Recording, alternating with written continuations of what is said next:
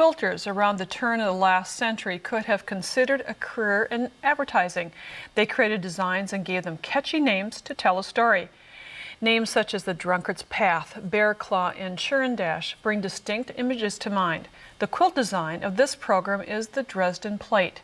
Like the painted china from the 19th century Dresden, Germany, this cleverly named design has a story to tell. What better person to tell that story is my coworker, Kate Brzezinski, a key player on the Sewing with Nancy team.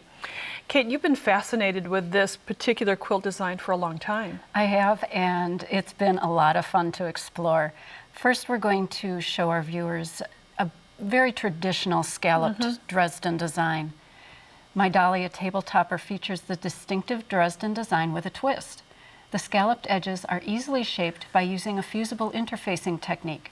We're sure you'll like this simplified Dresden applique style. Delightful Dresden appliques. That's what's coming up next on Sewing with Nancy.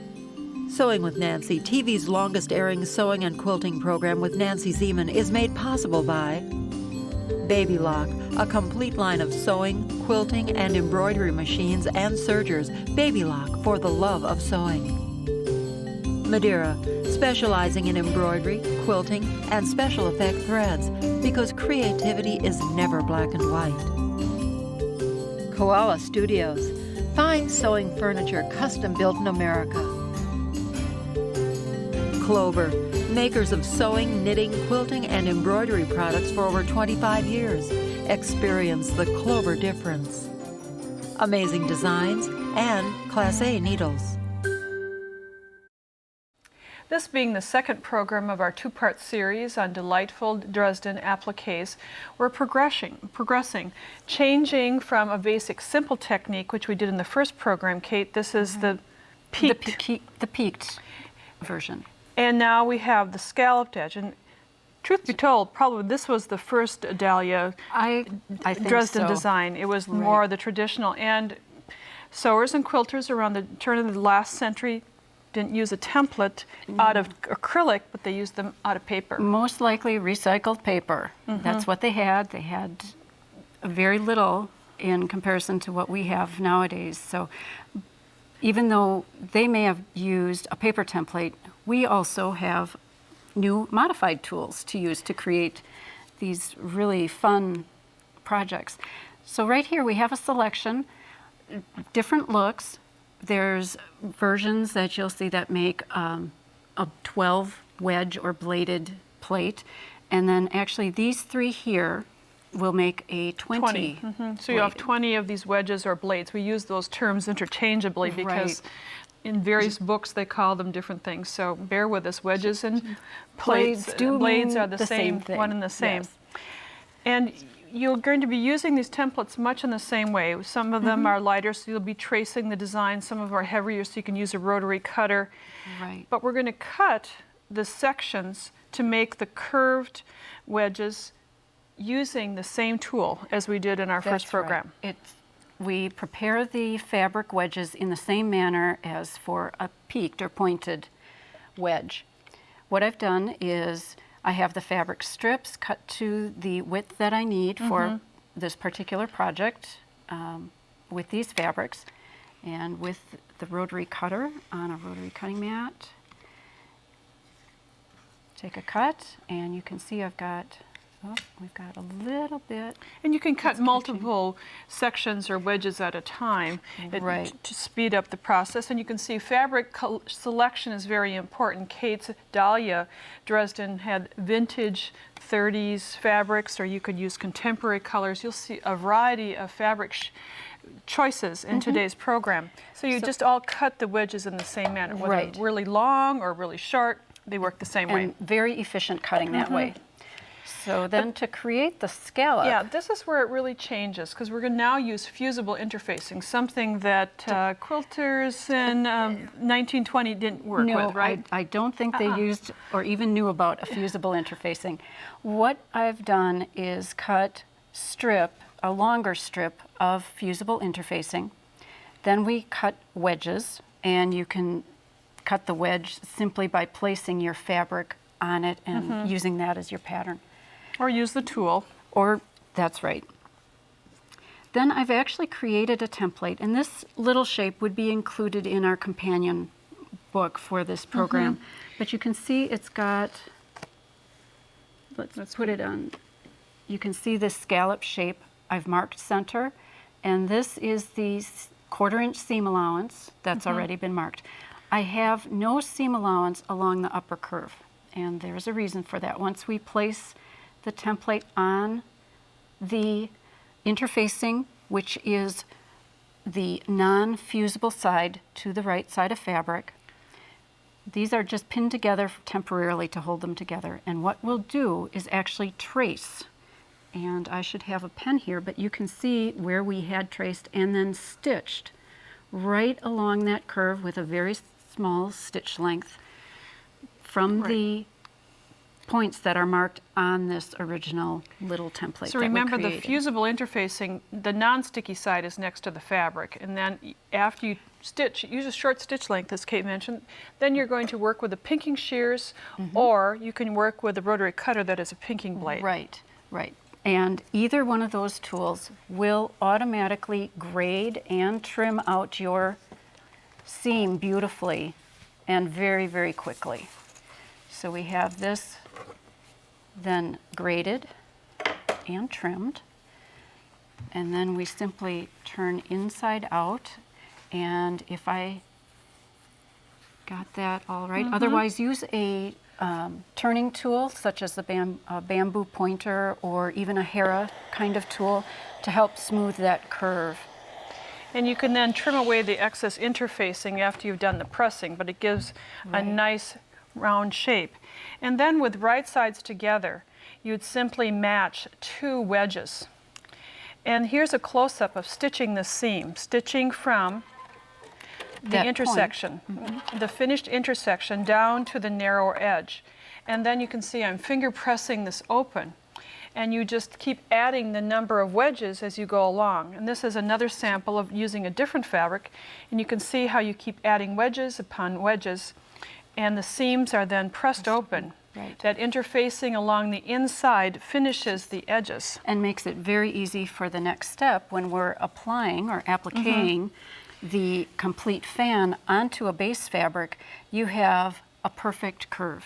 So you can applique by hand, you can applique by machine. In our first program, we used a blind hem stitch or a blanket stitch with clear thread. We'll see that later in the program, but this is the basics of getting the scalloped Dresden plate.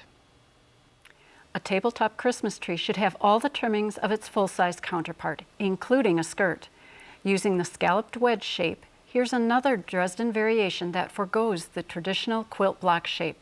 The applique is altered from a flat design to a dimensional shape. Presto, an ideal miniature tree skirt. When you look at the tree skirt that has been created, you'll see that it's not a full plate, not a full Dresden plate, but -2 of the wedges or blades. And it's underlined or lined with a fabric. Could be another print, a lining piece, and there isn't a center, of course. And then there are either ribbon or fabric ties that are placed in this area. The difference in this construction comes in the seaming. That's the first step that's unique. Because of the scalloped outer edges and it's freeform, we need to stop stitching 1/4 of an inch from the end of the seam. Here is that small point or area. We need to mark 1/4 of an inch from that point. So place a ruler or measuring gauge, and I have a dark mark right at that one point, just on the right side when you're putting a pair together. And then stitch, starting at this point, stitching 1/4 of an inch seam allowance. After stitching, press the seam allowance open, and this sample has it pressed open. And you'll see that it is not sewn in that first 1/4 of an inch area. And I have the thread tails coming a little bit longer. Hopefully you can see that's where we stopped stitching or started stitching, and do backtrack there a little bit so it doesn't come undone. So then you would sew all but 2 of the wedges and then place right sides together onto the backing fabric, and that's the step that you're at, Kate. That's right, Nancy. I'm ready to start stitching, and I've already got one blade or wedge, scalloped wedge stitched, and I've ended And we'll get this right up close. Hopefully you can see it. I've ended very close to where that Seam. straight seam line had begun. And you're not going to sew over the seam. You're going to stop No, and cut the threads. That's right. Even if you stop just a bit before, that's better than stitching over. What I'm going to do is just flip the seam allowance over, and it's a little harder to see on this red fabric because I had used red thread, but I will start stitching at that point. And we'll... So you'll sew scallop by scallop. That's right, one at a time. And then once I've got, we'll try to go through this quickly here. Once I have the scallops sewn, I'll actually continue around and again stop at that stitching line. Let's take this out right now. And then after you've sewn each of those scallops, then it's time to do some trimming. Notice the background wasn't cut prior to the sewing. And right here, hopefully you can see this, I've got the scallops, I've begun the trimming, and you can see the pinking. And then what I've done is I've actually cut into my fabric, and we'll need to cut this one a little bit more right into the point, but not cutting through the stitching. So on the back side we can see how close that is. And then it'll be easy to turn inside out because we have left a little area to pull the skirt through. You also sew the inner circle, that small section, so a lot of short stitches. And the key is to sew with a short stitch length, easier to sew that curve. That's right. We'll refer back to our finished project. Again, you may add thread or fabric ties or ribbon ties, I should say, and with a little bit of effort, sewing each scallop separately, you'll have an adorable dressing for that mini tree skirt. There's a reason we chose the adjective delightful when naming this series. Kate's peacock design certainly fits that description. 8 fabric wedges with scalloped ends give a whimsical portrayal of a tail feathers, while a traditional applique depicts a peacock's body and wings.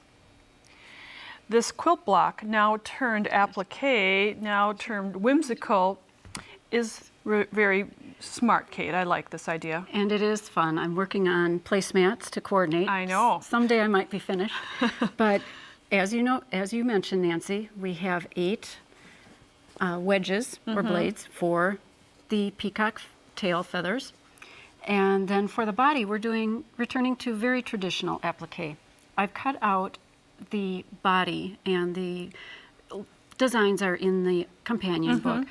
On freezer paper, I've gently fused them to the fabrics, cut out about a generous 1/8 to almost a 1/4 inch, maybe a scant 1/4 inch, and clipped into the curves and To make it concave. amendable or bendable, I Right. should say. Right. Then with a small iron, we're going to just press over the seam allowances right on top over the freezer paper. That makes it very fast and quite accurate. Once you have all the pieces pressed with the seam allowances, then you're ready to take the body first and just peel out the freezer paper. And then it's a Place it. process of pinning, positioning and tucking under the seam allowances to get it just the way you'd like it. Or even fabric glue would help as well. Then as you're designing, we've kind of creatively folded fabric, and we have instructions printed for that as well, Nancy. A little beak. Yep. And then we have 2 wings that would be positioned in place. Right. And of course, you're going to take some time to tuck under the edges, to pin. A little dab of glue stick will hold those into the area very easily. When we flip this back, you can see that this has just been top stitched into place, top stitched all the way around. And here's a close-up to show you that using a thread that matches the fabric, or you could use a contrasting thread. It Or really metallic, thread. It doesn't matter. The fabric of your, the thread of your choice is what you'd like to use just to do the top stitching. The final little accent that you've added some bead. And sequins, just to give the sparkle, because peacocks are very exotic, so they needed a little bit And of... flamboyant. That's right. Yes. So in the first program of this series, we did some flipping and rotating of the Dresden plates. Well, here you can see Kate did the same. So as a table runner, it would be visible from both sides. Exactly. And a very charming way of working with this. In our next segment, we're going to show you the background fabric. Notice the background fabric has a slight shade to it, and it again is using that Dresden shape. So you'll learn that technique as well as the designing technique in our next segment. But right now, enjoy the peacocks. Flip-flop the Dresden wedge shape to completely transform a circular design to a linear design. When creating my 11 pines wall hanging, I used only the wedge shape, giving special attention to fabric color selection. By selecting various dark green fabrics for trees and blue fabrics for the sky, the end result is a tranquil winter scene. This scene certainly is a far cry from the Dresden circle plate or the fan that we showed you in the first program. Completely different, but the same tools. The same wedge shape is used, whether you'd use a large wedge or the smaller wedge, but the circle shape that we use for the center of the traditional plate Right. is not even thought about, because it's just the wedge that's going to be the feature. And that's part of the fun. You get extra use out of your tools that you have. Just a quick review. What we've done is pre-cut wedges using the tool, cut on both sides of the template or trace and cut as you've described. Here we have greens, a variety of greens for the trees, and then blue. We just used one blue fabric for the sky in this case. And then Nancy, I think you have... Sure. Now the wedges are not going to be sewn together traditionally. They were before sewn so that they were matching. Right. This is the flip-flop technique. Yes. And meeting right sides together, we're going to sew these edges. Now you can't just meet the edges and sew, otherwise they're going to be offset at the top and the lower edge. And using a little seam gauge or seam guide is the trick to get a perfect seam. Now, the overlap is gentle. It's subtle. So you're going to overlap it so that you can see that they intersect right at that 1/4 of an inch. And that is just a little bit, but that will allow this top edge of the seamed wedges to be straight. And here we're just sewing, starting at that point. 1/4 of an inch seam, straight stitches. It's extremely simple. After you've sewn this, because we had the wedges matched, then the top edge becomes straight across the top. And then you press You can press seams open or to one side, to the darker to the darker fabric if you side wish. or to open. And we have the sample underneath that Yep. they've been pressed open. And Kate called this 11 pines because we have 11 pines. Right. And it fits within the width of a standard width of fabric, so it makes it very easy. You can see the wedge shapes. And at the end, you're going to add one more wedge to each blue wedge to the sky.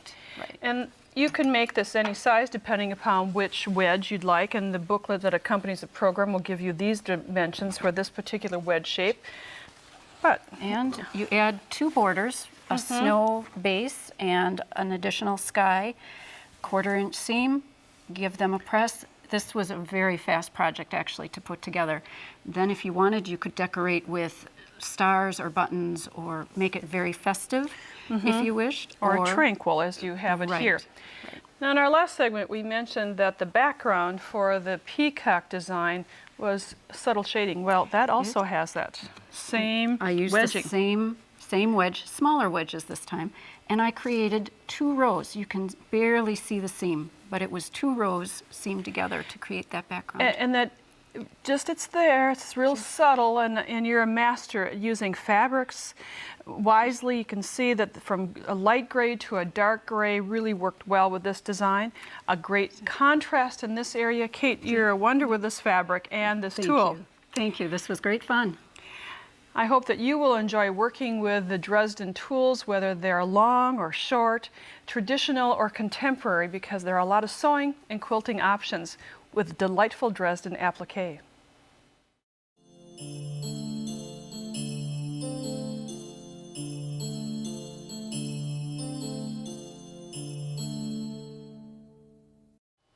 During the Nancy's Corner in today's program, I get to share with you one of my favorite combinations, reading and quilting. And today we're going to virtually quilt because we're going to meet one of our frequent guests on Nancy's Corner, Jennifer Chiaverini, author of the Elm Creek series, with her 15th book, which combines interesting stories and volunteer sewing and quilting. Welcome back to Sewing with Nancy, Jennifer. Oh, thank you. It's great to be here. And Quilter's Holiday is the 15th book. I can't believe 15. I know, me neither. Wow. 15 books in the series that take us through all the stories from Sylvia and Sarah, and babies are coming, and reunions are going to happen in this book, but there's other interesting stories. Well, that's true. All of the quilters have their own personal sagas that are going on in the story, but they've all gathered together at Elm Creek Manor to celebrate a special tradition for the Elm Creek quilters, and this is something they call a quilter's holiday. They like to get together on the day after Thanksgiving when maybe everybody else is starting their Christmas holiday shopping. And they eat leftovers, potluck, They do. they have a good time. That's right. So they have their Thanksgiving celebration with their families, Sure. but the day after they reserve for their friends. And they come together at Elm Creek Manor and they have a wonderful potluck lunch and a marathon day-long session of quilting. And on this particular quilter's holiday, Sylvia has decided to revive a beloved family tradition where every member of her family would place an important object, something that represented what they were most thankful for, into a woven cornucopia that her sister had made as a child. Well, this time with her friends, Sylvia's added a special quilter's twist. She's asked her friends to piece a quilt block that best represents what they're most thankful for that year. And Gretchen, one of the characters in your book series, really had a history of, before she moved, of making and sewing for others. That's true, and that's something that's very important to quilters, I think, as long as people have been quilting. Quilting and using one's sewing talents to give back to the community or to make life better for someone else. Right. And Gretchen Hartley is one of the characters who finds this especially important. It's very important to her to use her gifts to give to others and to make her community a better place. And when she lived in Pittsburgh, before she became an Elm Creek quilter, she was involved with an outreach organization in the inner city of Pittsburgh. Now that she's moved to Elm Creek Manor, as much as she loves being an Elm Creek quilter, that part of her life is missing. So in this book, in her story, she's searching for a way to get back to that important part of herself where she uses her artistic gifts to give to others. And I know many of our viewers sew for others, volunteer quilt, sew, give away, and you've encouraged your readers to be part of this story. That's right. Well, I've combined the two elements from the story. The making of a gratitude block that by its imagery or by its block name helps represent what a quilter is most thankful for this year, and also quilting for others by asking my readers, and I call them the Elm Creek readers, that's their nickname, Okay. to piece a 12.5-inch block for a 12-inch finish size in autumn colors. I have some, yes. Yes, and we have some beautiful examples here. And to send them in, and I'm going to piece them all together, and we're going to give these blocks, or give the finished quilts to a charity. And you've already pieced one top, and we have that top piece that you can see, and you place these 12 blocks in a very beautiful setting. Oh, thank you. Well, I thought it was a nice way to kind of tie all the blocks together and really show them off. And on sewingwithnancy.com, you can click under Nancy's Corner and then find the information about Quilter's Holiday and find this block or the settings for the block and do that yourself. But we want to point out some of the important blocks. Sure. Well, they all have wonderful Yes. stories. In addition to piecing the block and sending them in, all of the different quilters wrote a little artist statement explaining what that block was, what the name of it was, and why it was so significant to them, and why they chose that block and what it represented to them. Now we have, the first one is the Underground Railroad. That's right. One of the quilters, Carol Perna from Pennsylvania, selected the Underground Railroad block because she said to her it represents freedom. And she's very grateful to everyone in our country who helps preserve the rights and the privileges that we enjoy. Yes, and then we have the Radiant Friendship Star. Yes, and this has another lovely, very heartwarming story. And it's made by Carrie Graziano of East Greenbush, New York. And Carrie was, she went to have some surgery and she thought it was going to be a very simple procedure, but it turned out to be more complicated. And she wasn't sure, as any of us would be in that situation, how she was going to deal with the usual issues of raising a family and taking care of her kids. And her friends really rose to Sure. the occasion. They came, they helped meet her daughter as she got off the bus after school and help her with homework. And everyone pitched in for meals. And so she made this block to explain how grateful she was for her friends and how they supported her in her time of need. A very wonderful story, heartwarming. Well, Jennifer, thank you for being with us once again on Oh, my Sewing with pleasure. Nancy and sharing this new book. And number 16, you'll have to call me so that our viewers I'd can. love to. And thank you for being with us on Sewing with Nancy during this two-part series. Thanks again to Kate for being my guest. Bye for now. Nancy has written a fully illustrated book entitled Delightful Dresden Appliques, which includes all the information from this two-part series. It's $14.99 plus shipping and handling. To order the book, call 800-336-8373 or visit our website at sewingwithnancy.com/2401. Order item number BK2401, Delightful Dresden Appliques, credit card orders only. To pay by check or money order, call the number on the screen for details. Visit Nancy's website at sewingwithnancy.com for more information on this program. Sewing with Nancy, TV's longest-airing sewing and quilting program with Nancy Zieman, has been brought to you by Baby Lock, Madeira Threads, Koala Studios, Clover, Amazing Designs, and Classe Needles. Closed captioning funding provided by Rowenta.